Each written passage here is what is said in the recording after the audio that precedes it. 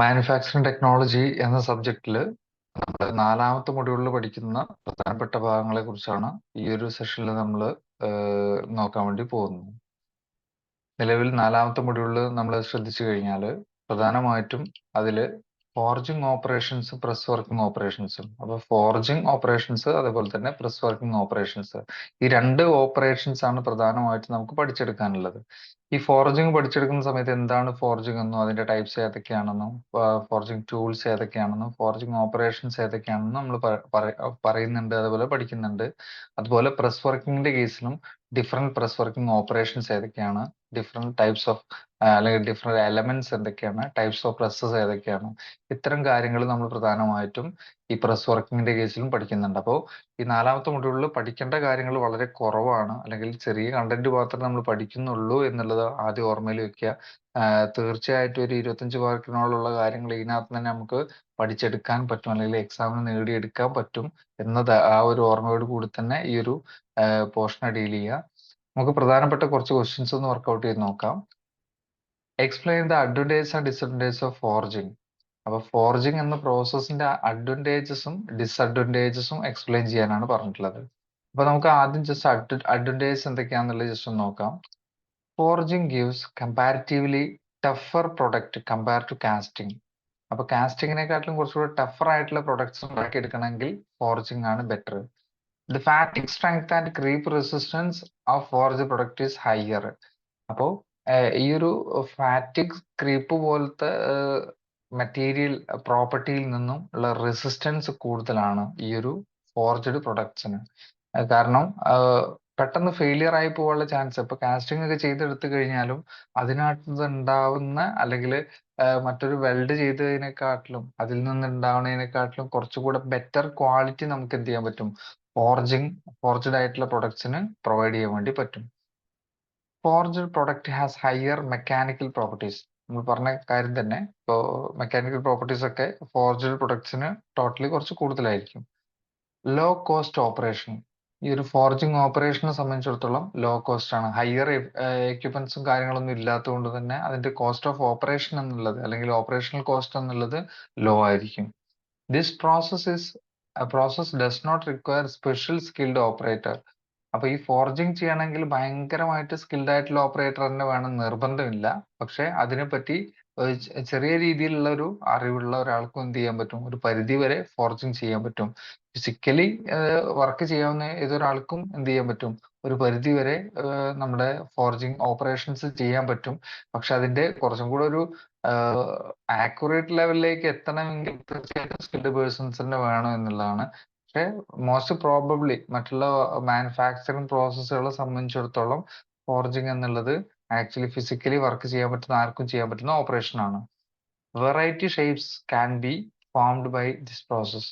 അപ്പൊ ഇതിലൂടെ നമുക്ക് എത്ര വെറൈറ്റീസ് വേണമെങ്കിലും നമുക്ക് എന്ത് ചെയ്യാൻ പറ്റും, ഫോം ചെയ്തെടുക്കാൻ പറ്റും എന്നുള്ളത് ഫോർജിങ്ങിന്റെ ഒരു അഡ്വാൻറ്റേജ് തന്നെയാണ്. ദെൻ ഡിസഡ്വാൻറ്റേജസ് ഒന്ന് നോക്കാം. Higher initial cost for big forging presses.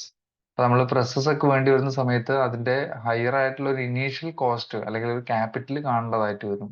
അതുപോലെ secondary finishing process required in hot forging. ഈ ഹോട്ട് ഫോർജിങ് പ്രോസസ് ഒക്കെ ചെയ്യുന്ന സമയത്ത് നമ്മൾ അതിനൊന്ന് ഫിനിഷിംഗ് ചെയ്തെടുക്കണമെങ്കിൽ ഒരു സെക്കൻഡറി പ്രോസസ്സും കൂടെ ചെയ്യേണ്ടതായിട്ട് വരും. It cannot produce complex shapes. അപ്പൊ നമുക്ക് ഭയങ്കരമായിട്ടുള്ള ഒരു കണ്ടംപററി ആയിട്ടുള്ള അല്ലെങ്കിൽ കുറച്ച് ഒരു പരിധിയിലധികം കോംപ്ലക്സ് ആയിട്ടുള്ള ഷേപ്പ് ഒക്കെ വന്നു കഴിഞ്ഞാൽ അതൊക്കെ ഒരുപക്ഷെ നമുക്ക് കാസ്റ്റിങ്ങിലൂടെ അല്ലെങ്കിൽ മറ്റേതെങ്കിലും മെക്കാനിസത്തിലൂടെ ചെയ്തെടുക്കേണ്ടതായിട്ട് വരും. ഈ ഒരു ഫോർജിങ്ങിന് അതിനൊരു ലിമിറ്റേഷൻ ഉണ്ട് എന്നുള്ളതാണ്.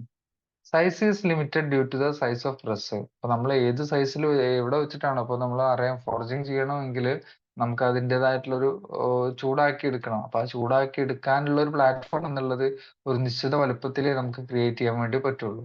അപ്പോൾ അതിനെ കറക്റ്റ് ആയിട്ട് നമ്മൾ ഫോർജ് ചെയ്തെടുക്കണമെങ്കിൽ ഒരു നിശ്ചിത സൈസ് വരെ നമുക്ക് ഫോർജ് ചെയ്തെടുക്കാൻ പറ്റുള്ളൂ. ബിഗ് സൈസ് വന്നു കഴിഞ്ഞാൽ ഫോർജ് ചെയ്യാൻ കഴിയില്ല. അത് അതിന്റെ ഒരു ലിമിറ്റേഷൻ ആണ് actually. Brittle metal cannot be forged. അപ്പൊ നമുക്ക് എല്ലാ മെറ്റലിനെയും എന്ത് ചെയ്യാൻ പറ്റില്ല, നേരെ കൊണ്ടുപോയിട്ട് ഫെറസ് മെറ്റൽ ആണ് എന്ന് കരുതിയിട്ട് നേരെ കൊണ്ടുപോയിട്ട്, അല്ലെങ്കിൽ മറ്റൊരു മെറ്റൽ ആണെന്ന് കരുതി നേരെ കൊണ്ടുപോയി ഫോർജ് ചെയ്യാൻ കഴിയില്ല. അപ്പൊ ചില മെറ്റൽസിന്റെ കേസിൽ, ബ്രിട്ടിൽ മെറ്റൽസിന്റെ കേസിൽ നമുക്ക് എന്ത് ചെയ്യാം, ബ്രിട്ടിൽ എന്ന് പറഞ്ഞാൽ പെട്ടെന്ന് പൊട്ടിപ്പോകുന്നതാണ് അല്ലെ. അപ്പൊ അതിന്റെ മേലെ പോയിട്ട് നമ്മൾ ഫോർജ് ചെയ്ത് കഴിഞ്ഞാൽ അത് പെട്ടെന്ന് തന്നെ ബ്രേക്ക് ആവാനും ഫ്രാക്ചർ ആവാനുള്ള ചാൻസ് കൂടുതലാണ്. അപ്പൊ അതുകൊണ്ട് അത്തരത്തിലുള്ള ഒരു കുറച്ച് ലിമിറ്റേഷൻസ് കൂടെ ഫോർജിങ് ഓപ്പറേഷന് ഉണ്ട് എന്നുള്ളതാണ്. Explain closed die forging. അപ്പൊ നമ്മൾ ഫോർജിങ്ങിന്റെ കേസിൽ രണ്ട് തരത്തിലാണ് ഇപ്പൊ ആ ഒരു സിലബസിൽ പഠിക്കുന്നത്. ഓപ്പൺ ഡൈ ഫോർജിങ്ങും വരുന്നുണ്ട്, ക്ലോസ്ഡ് ഡൈ ഫോർജിങ്ങും വരുന്നുണ്ട്. അപ്പൊ ഇതിനകത്ത് നമ്മളെടുത്ത് എക്സ്പ്ലെയിൻ ക്ലോസ്ഡ് ഡൈ ഫോർജിങ് ആണ് എക്സ്പ്ലെയിൻ ചെയ്യാൻ വേണ്ടി പറഞ്ഞിട്ടുള്ളത്. ഈ ക്ലോസ്ഡ് ഡൈ ഫോർജിങ്ങിനെ കുറിച്ച് ഒരു ഐഡിയ ജസ്റ്റ് പറയുന്ന സമയത്ത് ആ ഒരു ഫിഗർ നോക്കി കഴിഞ്ഞാൽ തന്നെ നിങ്ങൾക്ക് മനസ്സിലാവും. ഇതിനകത്ത് ഒരു ബ്ലാങ്ക്, അതായത് നമ്മുടെ വർക്ക് പീസിനാണ് ബ്ലാങ്ക് എന്ന് ഇൻഡിക്കേറ്റ് ചെയ്തിട്ടുള്ളത്. അതുപോലെ മുകളിലും താഴെയും ഓരോ ഡൈസ് ക്രിയേറ്റ് ചെയ്ത് വെച്ചിട്ടുണ്ട്. അപ്പൊ ഇതൊരു ഡൈ ആണ്, അത് മുകളിലെ ഡൈ ആണ്. അപ്പൊ ഇതിന് നടുവിലാണ് വർക്ക് പീസ്. നമ്മളൊരു സ്ക്വയർ പീസ് അല്ലെ, സ്ക്വയർ ഷേപ്ഡ് ആയിട്ടുള്ള ഒരു പീസാണ് ആക്ച്വലി വെച്ചിട്ടുള്ളത്. ആ ഡൈസിന്റെ ഉള്ളിൽ ഇരുന്നു കൊണ്ട് നമ്മൾ കറക്റ്റ് ഷേപ്പിലുള്ള ഒരു ഡൈ ആണ് വെച്ചിട്ടുള്ളത്. ഇത് ലാസ്റ്റ് ആയപ്പോഴേക്ക് ഹാമറിങ് ചെയ്ത് അല്ലെങ്കിൽ പ്രസ് ചെയ്തതിന് ശേഷം ഈ വർക്ക് പീസ് എന്തായി മാറിയിട്ടുണ്ട്, നമ്മുടെ ഈ സ്ക്വയർ ഷേപ്പിൽ നിന്ന് മാറിയിട്ട് അത് ഇതിന്റെ ഒരു ഡിസൈർഡ് ഷേപ്പിലേക്ക് മാറിയിട്ടുണ്ട്. അപ്പൊ ഇത്തരത്തിൽ എന്ത് വരുന്നുണ്ട്, നമ്മൾ ഏതൊരു ആക്യുറേറ്റ് ആയിട്ടുള്ള ഡിസൈർഡ് ഷേപ്പിലേക്ക് മാറ്റിയെടുക്കാൻ വേണ്ടി ചെയ്യുന്ന ഡൈ ഫോർജിങ്ങിനെയാണ് ക്ലോസ്ഡ് ഡൈ ഫോർജിങ് എന്ന് പറയുന്നത്. നേരെ മറിച്ച് ഓപ്പൺ ഡൈ ഫോർജിങ്ങിന്റെ കേസിൽ അത് കറക്റ്റ് ആയിട്ടുള്ള ആക്യുറേറ്റ് ആയിട്ടുള്ള ഒരു ഷേപ്പിലേക്കല്ല ആക്ച്വലി മാറുന്നത്. അത് ഒരു ഏകദേശ ഷേപ്പിലേക്ക് മാത്രമേ നമുക്ക് മാറ്റിയെടുക്കാൻ പറ്റുന്നുള്ളൂ എന്നുള്ളതാണ്.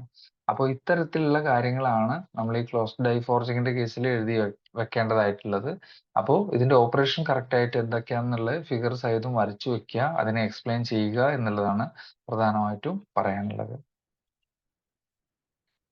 Compare punching and blanking operations. പഞ്ചിങ്ങും അതുപോലെ ബ്ലാങ്കിങ്ങും. പഞ്ചിങ് എന്ന് പറഞ്ഞു കഴിഞ്ഞാൽ ഓട്ടോമാറ്റിക്കലി നമ്മൾ പറയാം it is a cutting operation by which various shapes holes are made in sheet metal. Sheet metal ആവട്ടെ, അതല്ല മറ്റെന്തെങ്കിലും മെറ്റൽ പീസ് ആവട്ടെ, ഇതിൽ എവിടെ ആണെങ്കിലും നമ്മൾ വേരിയസ് ആയിട്ടുള്ള ഹോൾസ് ക്രിയേറ്റ് ചെയ്യുന്ന ആ ഒരു പ്രോസസ്സിനെ ആണെങ്കിൽ അല്ലെങ്കിൽ ആ ഒരു കട്ടിംഗ് ഓപ്പറേഷനെയാണ് പഞ്ചിങ് എന്നുള്ളതുകൊണ്ട് ഉദ്ദേശിക്കുന്നത്. അപ്പൊ ഈ പഞ്ചിങ് നമ്മളിപ്പോ ഈ ഫിഗർ നോക്കുന്ന സമയത്ത് പഞ്ചിങ്ങിന്റെ കേസിൽ എന്താണ്, ഇവിടെ നിന്നും ഇപ്പൊ ഈ ഒരു ഷൂവിന്റെ ഷേപ്പിലുള്ള അല്ലെ, ഈ ഒരു ഷേപ്പിലുള്ള ആ ഒരു പോർഷനാണ് പഞ്ച് ചെയ്തെടുത്തത്. ആക്ച്വലി വേസ്റ്റ് എന്ന് പറയുന്നത് ഇപ്പൊ നമ്മൾ ഈ ഒരു ഷൂവിന്റെ ഷേപ്പിലുള്ള ഒരു വേസ്റ്റ് ആണ് ആക്ച്വലി ഇവിടുന്ന് ഹോൾ ആയിട്ട് പോയിട്ടുള്ളത് അല്ലെ. അപ്പോ ഈ ബാക്കിയുള്ള ഈ ബ്ലാക്ക് കാണുന്ന ഭാഗം അല്ലാതെ എന്താണ് ആ വർക്ക് പീസിന് അല്ലെങ്കിൽ ആ പ്രൊഡക്റ്റിന് വേണ്ടുന്നതാണ്. അപ്പോ ചെറിയൊരു ഭാഗം മാത്രമേ കട്ട് ചെയ്ത് കൊടുത്തുള്ളൂ എങ്കിൽ അത് പഞ്ചിങ് ആണ്. ഈ പഞ്ചിങ്ങിന്റെ നേരെ ഓപ്പോസിറ്റ് ആണ് ബ്ലാങ്കിങ്. ഈ ചെറിയ ഭാഗം മാത്രം നിലനിർത്തുന്നുള്ളൂ, ബാക്കി എല്ലാതും എന്തായി മാറി, അതിന്റെ സ്ക്രാപ്പായി മാറി. അപ്പൊ ഇത്തരത്തിൽ പഞ്ചിങ്ങിന് ഓപ്പോസിറ്റ് ആണ് ബ്ലാങ്കിങ് എന്നുള്ളത് കറക്റ്റ് മെന്റലി നിങ്ങൾ ഓർമ്മയിൽ വെക്കുക. അപ്പൊ ഈ ബ്ലാങ്കിങ് എന്താണ് പഞ്ചിങ് എന്താണ് എന്നുള്ളത് കറക്റ്റ് പഠിച്ചു വെക്കുക. അപ്പോൾ പഞ്ചിങ് എന്താണെന്ന് എഴുതാം, അതിന്റെ റിവേഴ്സ് ആയിട്ടുള്ള കാര്യങ്ങൾ എഴുതി കഴിഞ്ഞാൽ അത് ബ്ലാങ്കിങ് ആയി മാറി. അപ്പൊ ബ്ലാങ്കിങ്ങിൽ നമുക്ക് പ്രൊഡക്റ്റ് ചെറുതും ബാക്കി സ്ക്രാപ്പ് കൂടുതലുമായിരിക്കും. പഞ്ചിങ്ങിന്റെ കേസിൽ പ്രൊഡക്റ്റ് വലുതും സ്ക്രാപ്പ് കുറവുമായിരിക്കും. അപ്പോൾ ആ കാര്യങ്ങൾ വെച്ചുകൊണ്ട് നിങ്ങൾ എന്ത് ചെയ്യുക, ഫിഗർ സഹിതം എക്സ്പ്ലെയിൻ ചെയ്യാൻ വേണ്ടി ശ്രദ്ധിക്കുക. Then elements of A press. ഇപ്പൊ നമ്മളൊരു പ്രസ് വർക്കിംഗ് ഓപ്പറേഷൻ ചെയ്യണമെങ്കിൽ നമുക്കറിയാം ഒരു പ്രസ് എന്നുള്ള ഭാഗം വേണം.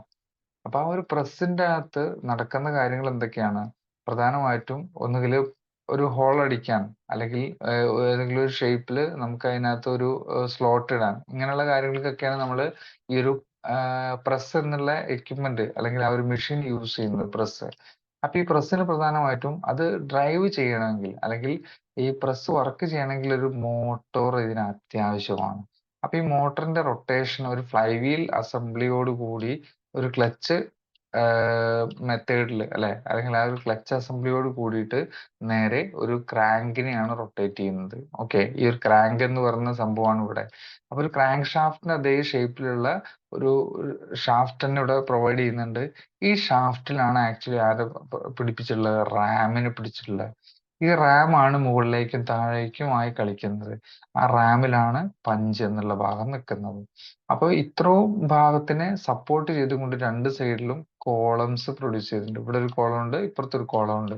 ആ കോളത്തില് ഈ ഒരു റാമിന്റെ വർക്കിംഗ് അല്ലെ, ഈ റാമിനെ സപ്പോർട്ട് ചെയ്യുന്ന രണ്ട് സൈഡിലും കോളംസ് ആണ്.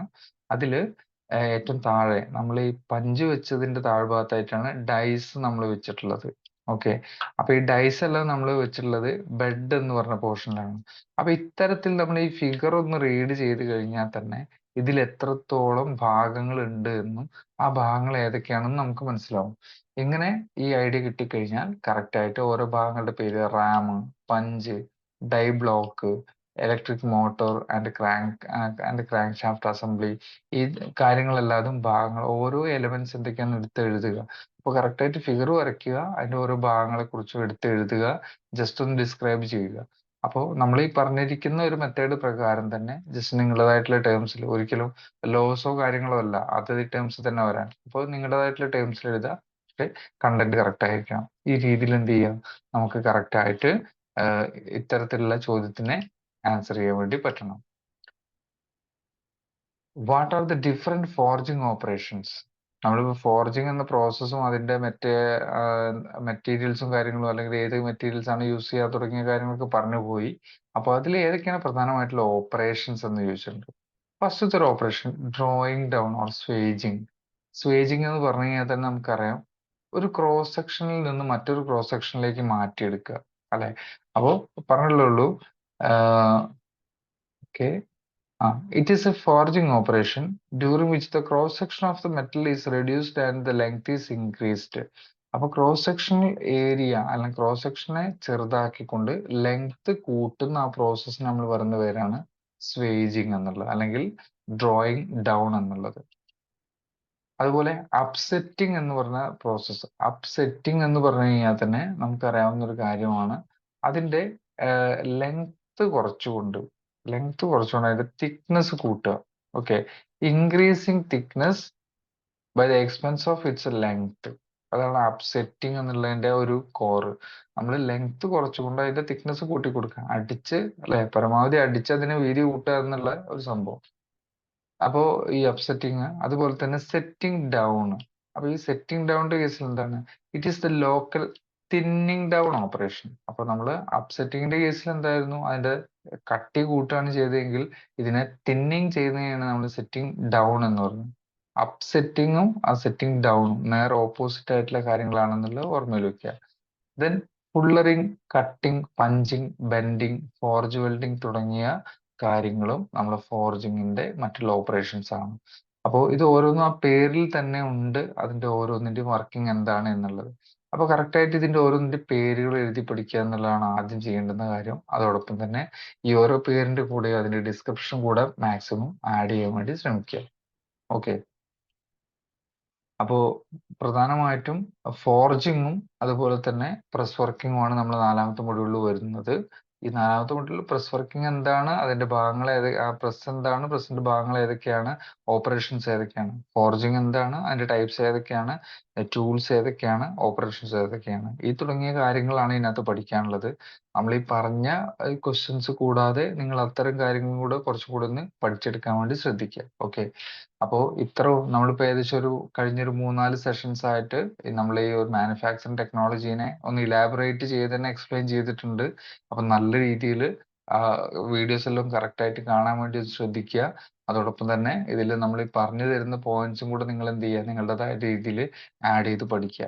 അപ്പൊ ഇത്രയും കംപ്ലീറ്റ് ആയി കഴിഞ്ഞാൽ ഓട്ടോമാറ്റിക്കലി 4 മൊഡ്യൂളുടെ കണ്ടന്റ് നിങ്ങളുടെ കയ്യിലുണ്ട്. നല്ല രീതിയിൽ പഠിച്ച് എക്സാം എഴുതാൻ വേണ്ടി എല്ലാവരും ശ്രമിക്കുക. അപ്പോൾ എല്ലാവർക്കും ഓൾ ദി ബെസ്റ്റ്.